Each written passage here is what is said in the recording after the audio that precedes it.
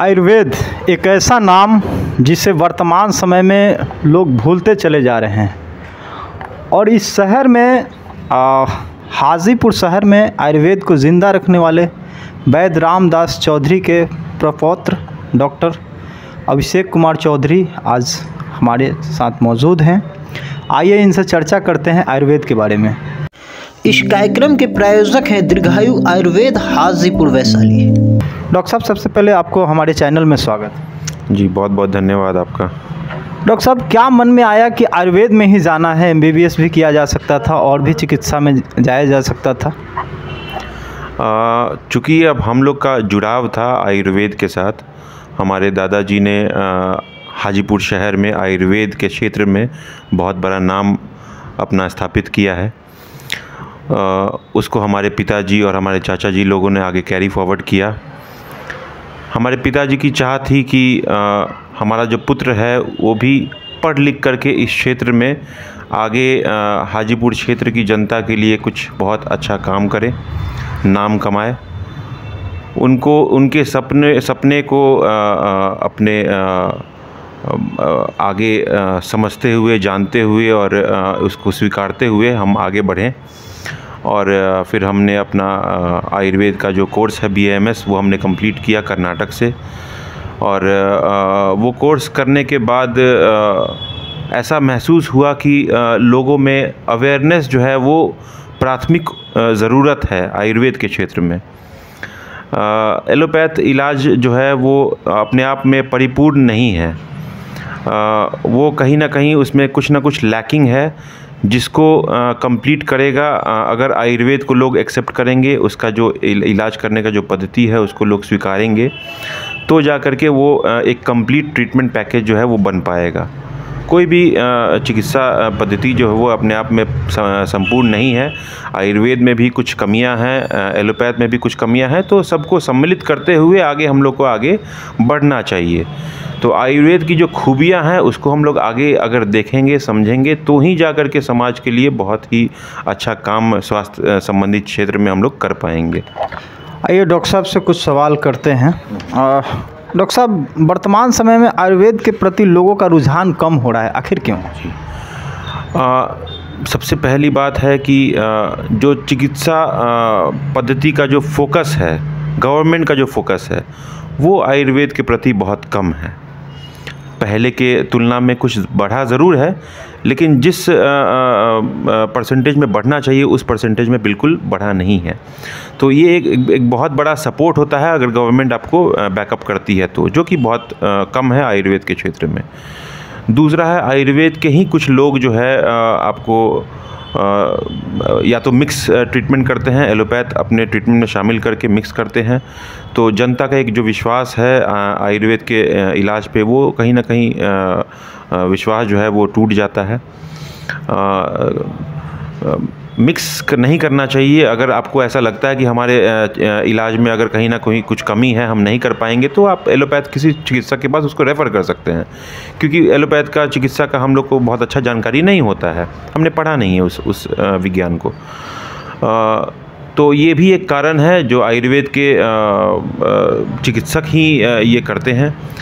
तीसरा, क्वैक जो प्रैक्टिस है गांव देहातों में, लोगों को बहुत जानकार लोग नहीं हैं और वो आयुर्वेद के नाम पर जो है बहुत सारे स्टीरॉयड मेडिसिन वगैरह का इस्तेमाल करते हैं, जो कि एक बहुत बड़ा मेजर कंसर्न है। तो वहाँ भी आयुर्वेद का नाम जो है वो कुछ ना कुछ प्रभावित होता है, नाम खराब होता है। तो इन सब कुछ कारणों के कारण जो है वो लोगों का रुझान बहुत ज़्यादा आयुर्वेद के प्रति है नहीं। बहुत सारे आयुर्वेद चिकित्सक बहुत एडुकेटेड या बहुत अपने विज्ञान पर विश्वास उनको नहीं है, इसलिए वो कंप्लीट आयुर्वेद ट्रीटमेंट नहीं दे पाते हैं, जिस कारण से लोग भी जो है, जब हम खुद अपने विज्ञान के ऊपर विश्वास नहीं रखेंगे तो लोगों का भी विश्वास ऑब्वियस है कि वो कहीं ना कहीं हैम्पर ज़रूर होगा। डॉक्टर साहब, मुझे जहाँ तक मालूम चला कि आप पहले वैसे शख्स हैं, पूरे ज़िला का हम बोल सकते हैं, और आप तो हमारे हाजीपुर शहर में हैं ही। पंचकर्मा चिकित्सा पद्धति जो है आपने शुरुआत की है, तो डॉक्टर साहब हमारे दर्शकों को बताएं कि ये पंचकर्मा पद्धति है क्या? पंचकर्म जो है एक बहुत ही दक्षिण भारत में इसका प्रचलन बहुत ज़्यादा है। पंचकर्म बेसिकली जो है वो 5 अलग अलग आयुर्वेद के ट्रीटमेंट मोडालिटीज़ हैं, थेरेपीज़ हैं जो इसमें सम्मिलित होते हैं। उसमें वमन आता है, विरेचन, 2 प्रकार की बस्तियां होती हैं, नस से ट्रीटमेंट होता है। इन सबको सम्मिलित करके हम लोग इसको नाम देते हैं। इन पंचकर्म के अलावा बहुत सारे उपकर्म भी होते हैं।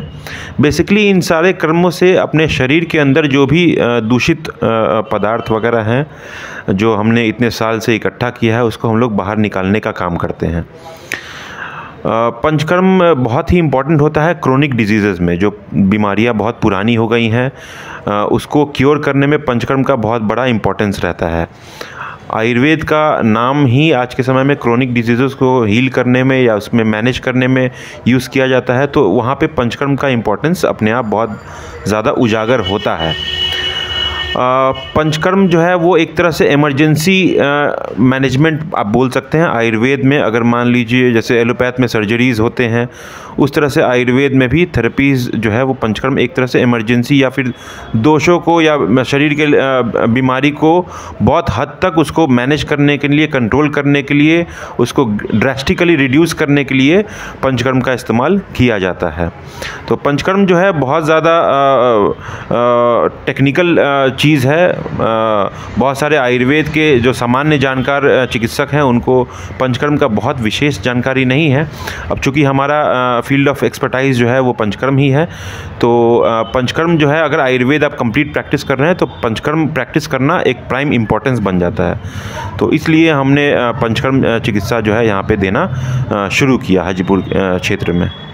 डॉक्टर साहब, वर्तमान समय में कहा जाता है कि आयुर्वेद जो है खान पान से रिलेटेड ही चीज़ों को ज़्यादा बढ़ावा देता है। अच्छे खान पान होने चाहिए, तभी जाकर के आप आयुर्वेद की चिकित्सा को अच्छी तरह से समझ सकते हैं और आयुर्वेद के द्वारा जो है आप ट्रीटमेंट ले सकते हैं। तो वर्तमान समय में डॉक्टर साहब ऐसा है कि अभी फास्ट फूड लोगों की जीवन शैली पे बहुत ज़्यादा प्रभाव डाल रहा है, इस विषय में आप क्या कहें? आयुर्वेद का इलाज संपूर्ण नहीं है अगर आप खान पान पर अगर फोकस नहीं कर रहे हैं तो। आयुर्वेद के चिकित्सा पद्धति में शुरुआत किया जाता है आहार, विहार और फिर औषध। औषध का जो क्रम आता है वो 3रे नंबर पर आता है। उसके पहले आहार और विहार जो है वो ज़्यादा इम्पोर्टेंट रहता है औषध से। तो ऑब्वियस है, सामान्य अंडरस्टैंडिंग वाली चीज़ है कि अगर आपका खान पान अगर ठीक है तो शायद औषध की ज़रूरत ही ना पड़े, और अगर खान पान आपका गड़बड़ है तो औषध भी उसमें कोई कार्य शायद नहीं कर पाए। तो इसलिए औषध को करेक्ट करना आपके चिकित्सा में बहुत इम्पॉर्टेंट होता है। अगर आप आयुर्वेद के चिकित्सा में अगर शामिल हो रहे हैं, आयुर्वेद के चिकित्सा अगर आप ले रहे हैं तो। एलोपैथ में बहुत ज़्यादा इन सब चीज़ों पर फोकस नहीं किया जाता है क्योंकि वो सिम्टम्स को दबा करके रखने वाला ट्रीटमेंट है। बहुत ज़्यादा उसमें मैनेज करने वाला चीज़ है, वो बहुत क्योर उसमें बहुत बेसिकली कुछ है नहीं। और जो सवाल आपने पूछा फ़ास्ट फूड, स्पेशली जो चाइनीज़ आइटम, जंक फूड वगैरह जो है वो बहुत कॉमन हो गया है आज के समय में। लोग जो है वो जंक फूड का ट्रेंड बहुत ज़्यादा बढ़ गया है। हाजीपुर शहर में भी आप देखेंगे हर कोने पर एक जंक फूड का नया कॉर्नर्स खुलता चला जा रहा है और लोग उसमें बहुत आसानी से, बहुत ज़्यादा लोकप्रियता से उसमें चाव से भोजन उसमें ग्रहण करते हैं, जो कि हमारे समाज के स्वास्थ्य के लिए बहुत अच्छा नहीं है। आने वाला जो जनरेशन है अगर वो इस तरह का अगर जंक फूड अगर रेगुलर अगर इस्तेमाल करता चला गया तो शायद भविष्य जो है वो बहुत अंधकार में चलता चला जाएगा। डॉक्टर साहब, स्वर्ण चिकित्सा क्या है? चूँकि हमने आपके बैनर तले अक्सर हमने देखा है कि स्वर्ण का आपके यहाँ पम्फलेट वगैरह भी बहुत सारे जगहों पे बहुत लोगों से हमने जब बातें की तो उन्होंने बताया कि डॉक्टर अभिषेक के यहाँ से हमने स्वर्ण करवाया। तो आखिर ये स्वर्ण चिकित्सा है क्या और इसमें होता क्या है? स्वर्ण जो है वो एक तरह का शरीर का जो बीमारी से लड़ने का जो क्षमता होता है उसको बढ़ाने का एक तरह का चिकित्सा है, जो कि बच्चों में हम लोग ज़्यादा उसको हम लोग फोकस करते हुए बच्चों में हम लोग ये चिकित्सा करते हैं। एक तरह से आप आयुर्वेदिक इम्यूनाइजेशन इसको आप समझ सकते हैं कोई भी बीमारी से लड़ने का। जैसे एलोपैथ में एक स्पेसिफिक बीमारी के लिए स्पेसिफिक इम्यूनाइजेशन होता है, आयुर्वेद में जो है वो सारी बीमारियों के लिए जितना भी बैक्टीरियल या वायरल इन्फेक्शंस वगैरह है उससे लड़ने के लिए च्यवनप्राशन एक अपने आप में परिपूर्ण औषध है। तो बच्चों में हम लोग बेसिकली 3 से 6 महीने के बच्चों से हम लोग स्टार्ट करते हैं च्यवनप्राशन देना, और ये 9 से 10 साल के बच्चों तक हम लोग इसका इस्तेमाल करते हैं। 9 से 10 साल के बच्चे इसका सेवन कर सकते हैं। हम लोग यहाँ पर च्यवनप्राशन जो है वो महीने में 1 दिन पुष्य नक्षत्र के दिन जो है वो निःशुल्क हम लोग यहाँ पे सेवा देते हैं। बाकी अगर आप घर पे इसका अगर इस्तेमाल करना चाहते हैं, डेली बेसिस पे भी अगर करना चाहते हैं तो वो ज़्यादा उपयुक्त है, उसका सेवन ज़रूर किया जा सकता है। उसके लिए कंपनी की जो बनी हुई दवा आती है उसका हम लोग वितरण यहाँ पे करते हैं, वो चार्जेबल बेसिस पे रहता है। च्यवनप्राशन का आपको जैसे हमने आपको बताया कि एक व्याधि से लड़ने का जो क्षमता होता है उसको बढ़ने का ताकत शरीर में प्रदान करता है।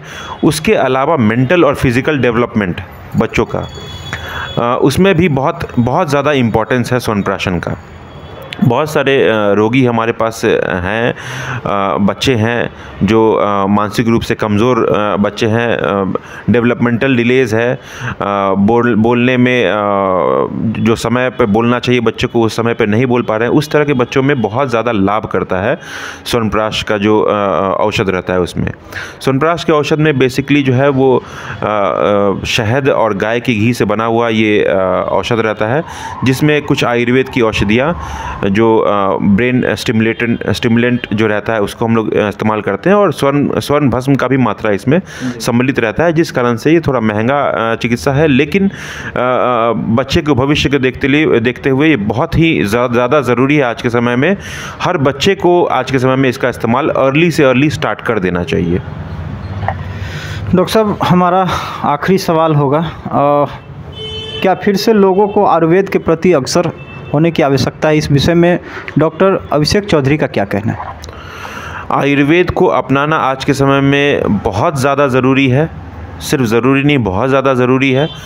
अगर लोग अगर एक स्वस्थ जीवन शैली आगे अगर जीना चाहते हैं, तो अगर वो ये नहीं चाहते हैं कि आने वाले समय में उनका जो समय है, जो बुढ़ापा है, वो अस्पताल के बिस्तर पर लेट करके और अगर कटे, अगर वो ये नहीं चाहते हैं तो उनको आयुर्वेद में शामिल होना पड़ेगा। आयुर्वेद का चिकित्सा पद्धति को या आयुर्वेद का जो शैली है, जो विज्ञान है, वो अपने जीवन में उसको शामिल करना पड़ेगा। आयुर्वेद एक अपने आप में सिर्फ चिकित्सा नहीं है, ये एक जीवन जीने का एक तरीका सिखाता है।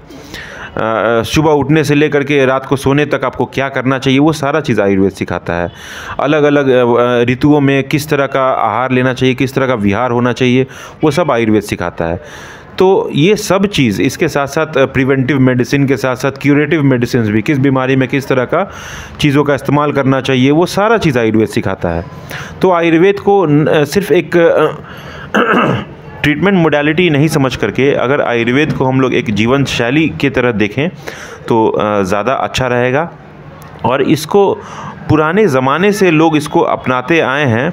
हम ये नहीं कह रहे हैं कि उसी अंडरस्टैंडिंग से लोग इसको अपनाएं, नहीं, आप इसको नए ज़माने से जो मॉडिफिकेशंस रिक्वायर्ड है उसको करते हुए, लेकिन आयुर्वेद को अपनाना जो है आज के समय में बहुत ही ज़्यादा आवश्यक है। इसके जो प्रिंसिपल्स हैं, जो ट्रीटमेंट प्रिंसिपल्स हो गया या फिर बीमारी से बचने का जो तरीका है, उस तरह का जो प्रिंसिपल्स हो गया, उसको अपनाना आज के समय में बहुत ज़्यादा ज़रूरी है।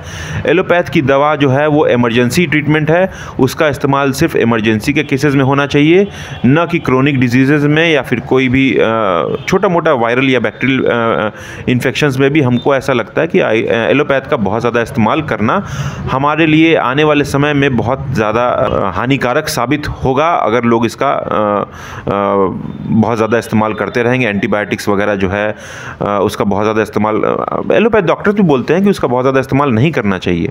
बहुत ज़्यादा रिक्वायर्ड केस है, बहुत ठीक नहीं हो रहा है तो आप उसका इस्तेमाल कर सकते हैं, लेकिन रेगुलर इस्तेमाल उसका अच्छी बात नहीं है। लेकिन आयुर्वेद का आप रेगुलरिटी से इस्तेमाल किया सकता है, बहुत सेफ़ है, विदाउट एनी साइड इफ़ेक्ट्स है, बिल्कुल इसका इस्तेमाल करना चाहिए। और आने वाले समय में अगर लोग एक स्वस्थ जीवन चाहते हैं तो करना पड़ेगा। आइए एक पेशेंट भी इनके साथ आए हुए हैं इनके यहाँ, तो उनसे भी हम कुछ बातें करते हैं, डॉक्टर साहब का अनुभव जानते हैं। डॉक्टर साहब बहुत बहुत धन्यवाद कि आपने हमें इतना समय दिया। जी बहुत बहुत धन्यवाद आपका। सर आप किस केस में डॉक्टर अभिषेक कुमार चौधरी के यहाँ आए थे?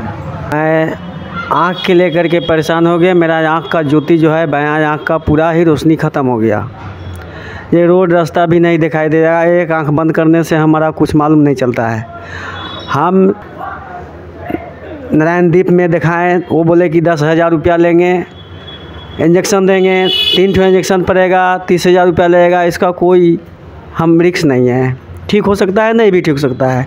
अखंड ज्योति आई हॉस्पिटल मस्ती चौक वहाँ पर गए तो वहाँ बोले एक इंजेक्शन का 70,000 रुपया दाम पड़ेगा, जिसमें 25,000 रुपया वाला का कोई ठिका अथी नहीं है, गारंटी नहीं है। 70,000 वाला का गारंटी है। तो सर मैं गरीब आदमी, मजदूरी करने वाला, जिसमें हमारा 70,000 रुपया न हुआ और न हम उनको पास में गया। भटकते भटकते ये साहब को पास में, डॉक्टर साहब को पास आए तो ये हमको दवा दिए। जब से इनको दवा यूज किए, खाने के लिए दिए, ड्रॉप डालने के लिए दिए, वो जो है से दवा डाले हैं। आज 4-5 महीना से दवा खा रहे हैं, दवा डाल रहे हैं। हमको बहुत ही काफियत है और हम रोड रास्ता देख सकते हैं, चल सकते हैं। तो दोस्तों ये थे हमारे शहर के डॉक्टर अभिषेक कुमार चौधरी, आयुर्वेद के विशेषज्ञ, वैद्य रामदास चौधरी के प्रपौत्र, जिनसे हमने कुछ चर्चाएं की। वीडियो कैसी लगी कमेंट करके ज़रूर बताएंगे। यदि आप हमें पसंद करते हैं तो हमारे फेसबुक पेज को फॉलो लाइक ज़रूर करेंगे। यूट्यूब पर देख रहे हैं तो सब्सक्राइब ज़रूर करेंगे। मैं हूं सरदार, खूब खूब धन्यवाद।